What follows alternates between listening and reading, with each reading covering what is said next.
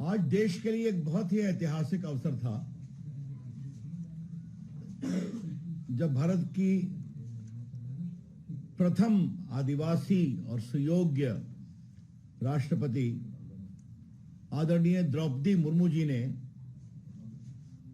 संसद के बजट सत्र को शुरू करने के लिए अपना अभिभाषण पढ़ा। यह देश के लिए बहुत गौरव का क्षण था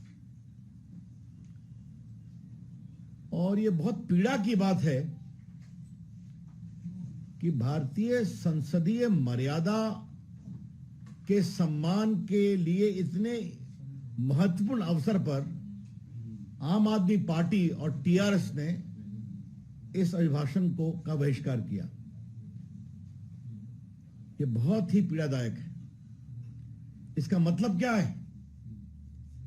क्या देश की राजनीति में विरोध के लिए हम सारी संवैधानिक मर्यादाओं को तार तार कर देंगे? It is indeed very regrettable, unfortunate and condemnable that on a very historic day, when the first ever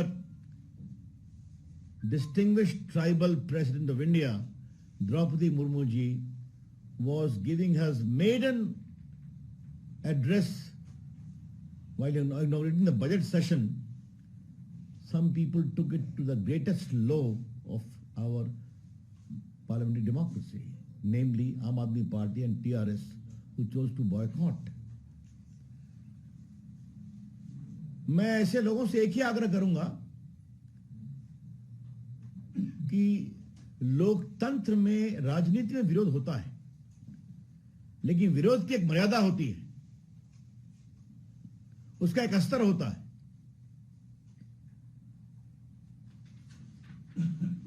शायद आज का दिन तो एक प्रकार से अभिनंदन का दिन था ना, कि भारत के इतिहास में पहली बार ऐसा हो रहा है। आप उसी सम्मान के लिए आ जाते, और वैसे भी जितना आज उनका अभिभाषण हुआ, ये ठीक है, अभिभाषण में सरकार की उपलब्धियां भी रहती हैं, तो उन उपलब्धियों पर चर्चा करने का आपको अवसर मिलेगा ना। जब धन्यवाद राष्ट्रपति के अभिभाषण पर धन्यवाद ज्ञापन की बहस होगी, आप वहां बोल देते। आपको जितना सवाल खड़ा करना था आप खड़ा कर लेते, सरकार की ओर से उसका प्रभावी जवाब भी दिया जाता। लेकिन आपने बहिष्कार किया क्यों? क्यों किया आपने? यह आपने देश के राष्ट्रपति के मर्यादा का अपमान किया है और भारत की संसदीय परंपरा की मर्यादा को भी बहुत ही निचले स्तर पर आपने उतारा है। यह बहुत ही पीड़ादायक है, ये मैं कहना चाहता हूं। और कुछ लोग जो बार बार कह रहे हैं कि इसमें सरकार की उपलब्धियों की क्यों चर्चा होती है, तो जो लोग विपक्ष के नेताओं की सरकार है, पार्टियों की सरकार है, जो थोड़ी बहुत है, वहां क्या होता है? जब सदन शुरू होता है, बजट सत्र, तो वहां अभिभाषण में क्या पढ़ा जाता है बताया जाए? तो लोग क्या रहे हैं? और कोई गलत बात कही गई है क्या? सारी बातें कंक्रीट रूप से कही गई। भारत की संस्कृति, भारत के संस्कार, भारत के सद्भाव और भारत में समावेशी विकास, जहां प्रभु राम का मंदिर भी बन रहा है, तो भारत आज इंफ्रास्ट्रक्चर में भी आगे बढ़ रहा है, चिप भी बना रहा है, सैटेलाइट भी छोड़ रहा है, मोबाइल मैन्युफैक्चरिंग भी हो रही है। आज 220 करोड़ लोगों को टीके लगाए गए और आज भारत के आर्थिक विकास को आईएमएफ की रिपोर्ट भी कंफर्म कर रही है, जो इकोनॉमिक सर्वे में विस्तार से रखा हुआ है। फिर भी आपको सब पर बोलने का अधिकार था। जो बहिष्कार किया, यह बहुत दुर्भाग्यपूर्ण है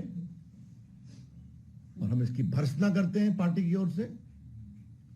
और पूरे देश में संदेश जाना चाहिए कि ये लोग लोकतंत्र का सिर्फ स्वांग करते हैं, लेकिन लोकतांत्रिक मर्यादाओं का तिरस्कार करते हैं। ये बहुत दुर्भाग्यपूर्ण है।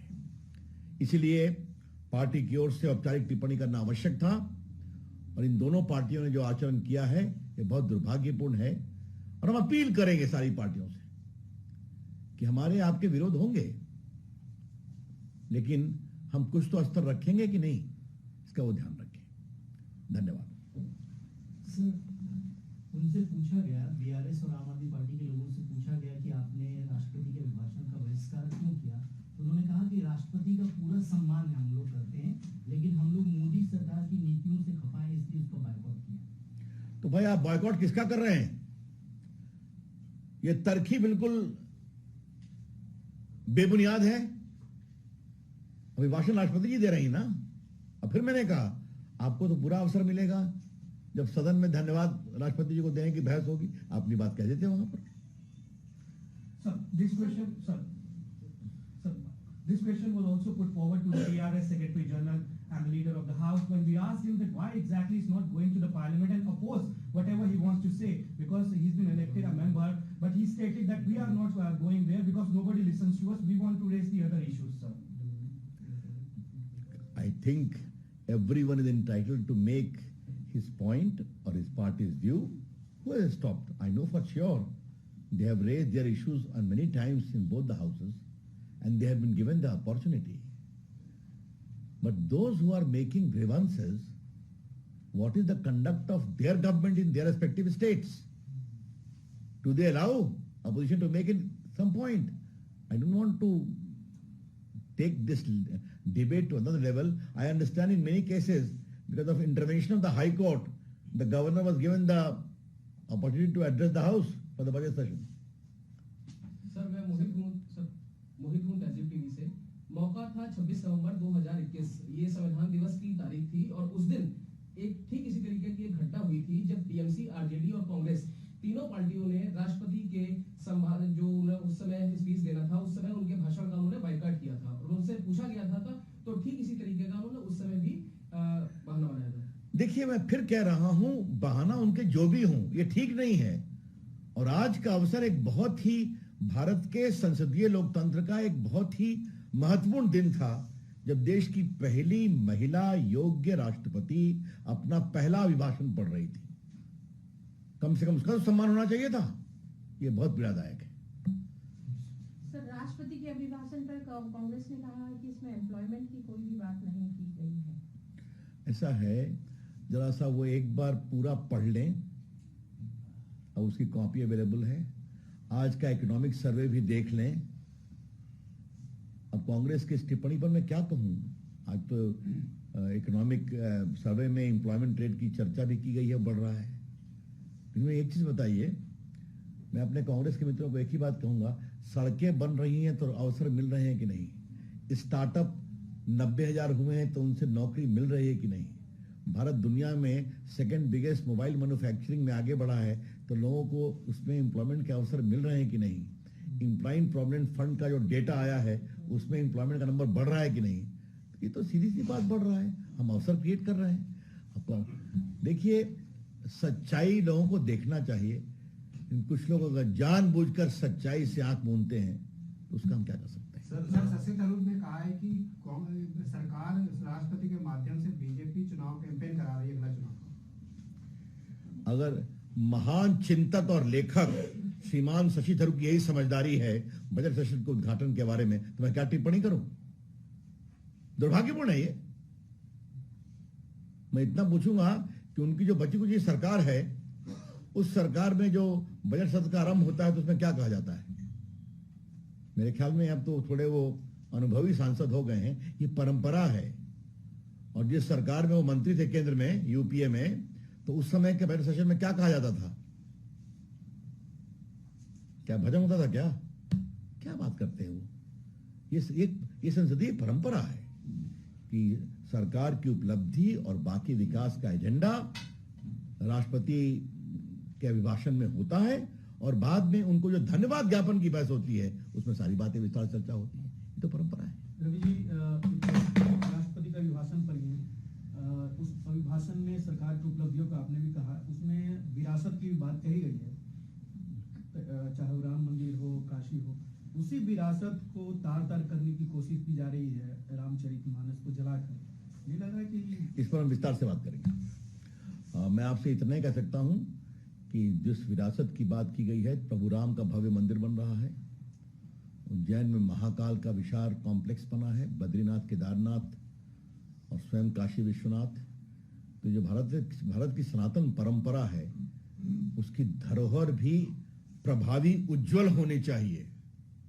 और इसका फायदा सीधा मिला है कि आज देखिए, क्या काशी हो, क्या अयोध्या हो, क्या कश्मीर हो, क्या केदारनाथ हो, क्या बद्रीनाथ हो, देश के श्रद्धालु लाखों की संख्या में वहां जा रहे हैं। तो ये सबों का एक देश की छवि और विकास दोनों पर असर पड़ता है। धन्यवाद। चलिए। नीतीश कुमार तो बोलेंगे। हैं? नीतीश कुमार ने कहा कि तो महिलाओं पर बहुत फोकस था, महिला कल्याण पर, जिस तरह से राष्ट्रपति ने कहा और प्रधानमंत्री ने भी इसका जिक्र किया था कि कल वित्त मंत्री निर्मला सीतारमण भी महिला है और आज आदिवासी राष्ट्रपति महिला देख रही हैं। तो जिस तरह से महिला कल्याण पर फोकस है, उस पर क्या कहना है? देखिए, बहुत ही महत्वपूर्ण बात है। मेरा थोड़ा अनुभव है देश की राजनीति को देखने का, लेकिन जितने प्रभावी रूप से महिलाओं के कल्याण के लिए प्रधानमंत्री जी स्वयं संकल्पित हैं, वो बहुत प्रेरणादायी है।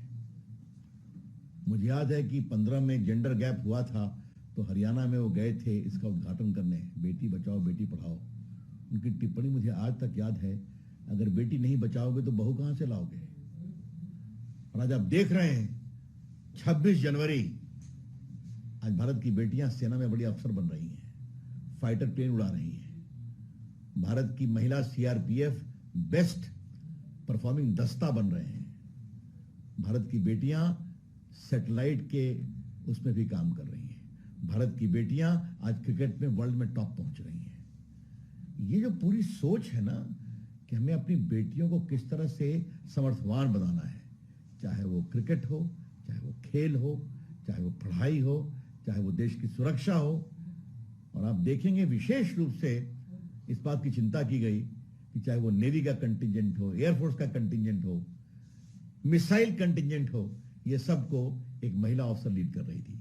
तो ये अपने आप इस बात को दिखाता है कि महिलाओं की पढ़ाई, और चाहे वो बेटी बचाओ बेटी पढ़ाओ, इन सबों में, और जिस तरह से आपने आज माननीय राष्ट्रपति जी ने महिलाओं के विकास के बारे में सारे आंकड़े बताए, ये देश के बदलते हुए उसका